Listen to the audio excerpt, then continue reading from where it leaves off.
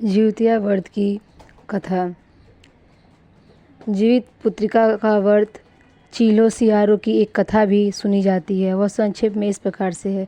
एक वन में समेर के पेड़ पर एक चील रहती थी। पास की झाड़ी में एक सियारिन भी रहती थी। दोनों में खूब पड़ती थी। चील जो कुछ भी खाने को ले आती उसमें से सियारिन के लिए ज़रूर हिस्सा रखती। सियारिन भी चीलों का ऐसा ही ध्यान रखती। इस तरह दोनों के जीवन आनंद से कट रहे थे। एक बार वन के पास गांव में औरतें जीवतिया के पूजन की तैयारी कर रही थीं। चील्हों ने उसे बड़े ध्यान से देखा और अपनी सखी सियारिन को भी बताओ। फिर चीलों सियारों ने तय किया कि वे भी यह व्रत करेंगी। सियारों और चील्हों ने जीवतिया का व्रत रखा। बड़ी निष्ठा और लगन से दोनों दिन भर भूखे प्यासे मंगल कामना कर व्रत में रही मगन। रात होते ही सियारिन को भूख प्यास सताने लगी। जब बर्दाश्त न हुआ तो जंगल में जाके उसने मांस और हड्डी भर पेट खाया।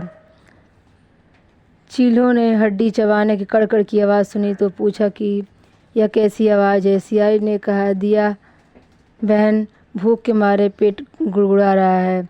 यह उसी की आवाज़। मगर चीलों को पता चल गया। उसने सियारिन को खूब लताड़ा की। जब व्रत नहीं हो सकता तो संकल्प क्यों लिया था। सियारिन लज्जा आ गई, पर व्रत भंग हो चुका था। चील्हों रात भर भूखे प्यासे रहकर व्रत पूरा की। अगले जन्म में दोनों मनुष्य रूप में राजकुमारी बनकर सगी बहन हुई। सियारिन बड़ी बहन और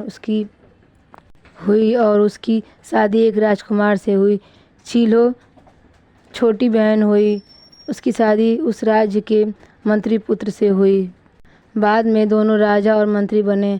सियारिन रानी के जो भी बच्चे होते वो मर जाते, जबकि चीलों के बच्चे स्वस्थ और हट्टे कट्टे रहते। इससे उसको जलन होती। उसने कभी उनका सर कटवाकर डब्बे में बंद करा दिया, पर वह शीश मिठाई बन जाती और बच्चों का बाल तक बाका न होता। बार बार उसने अपनी बहन के बच्चों और उसके पति को मारने का प्रयास किया, पर सफल न हो सकी। आखिरकार देव योग से उसे भूल का आभास हुआ। उसने क्षमा मांगी और बहन के बताने पर जीवित पुत्र का व्रत भी विधान से किया तो उसके पुत्र भी जीवित रहे। दूसरी कथा। गंधर्वों के राजकुमार का नाम जीवितवाहन था। वे बड़े उदार और परोपकारी थे। जीवितवाहन के पिता ने वृद्धावस्था में वानप्रस्थ आश्रम में जाते समय उनको राजसिंहासन पर बैठाया, किंतु उनका मन राजपाट में नहीं लगता था। वह राज्य का भार अपने भाइयों पर छोड़कर स्वयं वन में पिता की सेवा करने चले गए। वन में ही जीवितवाहन को मलयावती नामक राजकन्या से भेंट हुई और दोनों में प्रेम हो गया। एक दिन जब वन में भ्रमण करते हुए जीवितवाहन काफ़ी आगे चले गए, तब उन्हें एक वृद्ध विलाप करते हुए दिखी। पूछने पर वृद्धा ने रोते हुए बताया, मैं नागवंश की स्त्री हूँ। मुझे एक ही पुत्र है। पक्षीराज गरुड़ के कोप से मुक्ति दिलाने के लिए नागों ने यह व्यवस्था की है। वे गरुड़ को प्रतिदिन भक्षण हेतु एक युवा नाग सौंपते हैं। आज मेरे पुत्र शंखचूड़ की बलि का दिन है। आज मेरे पुत्र के जीवन पर संकट और थोड़ी देर बाद ही मैं जीवित विहीन हो जाऊंगी।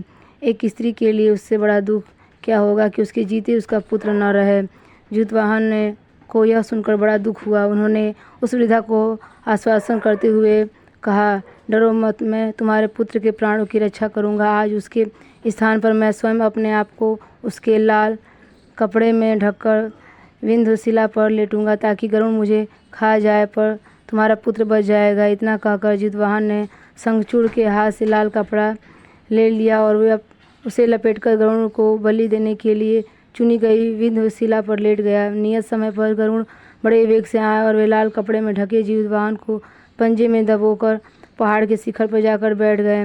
गरुड़ ने अपनी कठोर चोंच का प्रहार किया और जीवितवाहन के शरीर से मांस का बड़ा हिस्सा नोच लिया।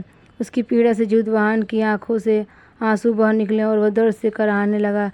अपनी पंजे में जकड़े प्राणी की आंखों में आंसू और मुख से कराह सुनकर गरुड़ बड़े आश्चर्य में पड़ गए, और क्योंकि ऐसा पहले कभी न हुआ था। उन्होंने जीवितवाहन से उसका परिचय पूछा। जीवितवाहन ने सारा हिस्सा कह सुनाया कि कैसे एक स्त्री के पुत्र की रक्षा के लिए वो अपने प्राण देने के आए हैं। आप मुझे खाकर भूख शांत करें। गरुड़ उनकी बहादुरी और दूसरे की प्राण रक्षा के लिए स्वयं का बलिदान देने की हिम्मत से बहुत प्रभावित हुए। उन्होंने स्वयं पर पछतावा होने लगा और सोचने लगे कि एक यह मनुष्य है जो दूसरे के पुत्र की रक्षा के लिए स्वयं की बलि दे रहा है, और एक मैं हूँ जो देवों के संरक्षण में हूँ किंतु दूसरों की संतान की बलि ले रहा हूँ। उन्होंने जीतवाहन को मुक्त कर दिया। गरुड़ ने कहा, हे उत्तम पुरुष, मैं तुम्हारी भावना और त्याग से बहुत प्रसन्न हूँ। मैं तुम्हारे शरीर पर जो घाव किए हैं उसे ठीक कर देता हूँ। तुम अपनी प्रसन्नता के लिए मुझे कोई वरदान मांग लो।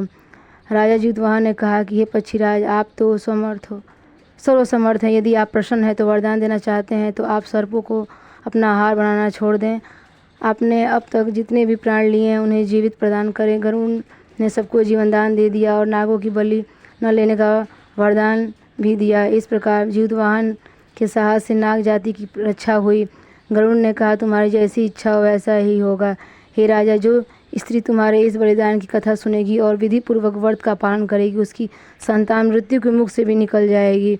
तब से ही पुत्र की रक्षा हेतु जीतवाहन की पूजा प्रथा शुरू हो गई। यह कथा कैलाश पर्वत पर भगवान शंकर ने माता पार्वती को सुनाई थी।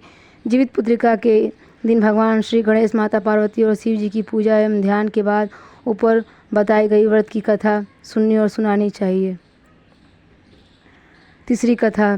यह कथा महाभारत काल से जुड़ी हुई है। महाभारत युद्ध के बाद अपने पुत्र की मृत्यु के बाद अश्वत्थामा बहुत ही नाराज था और उसके अंदर बदले की आग तीव्र थी, जिस कारण उसने पांडवों के शिविर में घुसकर सोते हुए पांच लोगों को पांडव समझकर मार डाला था। लेकिन वे सभी द्रौपदी के 5 संतान थीं। उनके इस अपराध के कारण उसे अर्जुन ने बंदी बना लिया और उसकी दिव्य मणि छीन ली, जिससे फलस्वरूप अश्वत्थामा ने उत्तरा की अजन्मी संतान को गर्भ में मारने के लिए ब्रह्मास्त्र का उपयोग किया, जिससे निष्फल करना नामुमकिन था। उत्तरा की संतान का जन्म लेना आवश्यक थी, जिस कारण भगवान श्री कृष्ण ने अपने सभी पुण्यों का फल उत्तरा की अजन्मी संतान को देकर उसको गर्भ में ही पुनर्जीवित किया। गर्भ में मरकर जीवित होने के कारण उसका नाम जीवित पुत्र का पड़ा और आगे चलकर यही राजा परीक्षित बना। तभी ही से यह इस व्रत को किया जाता है। जय हो जीवती हमारी।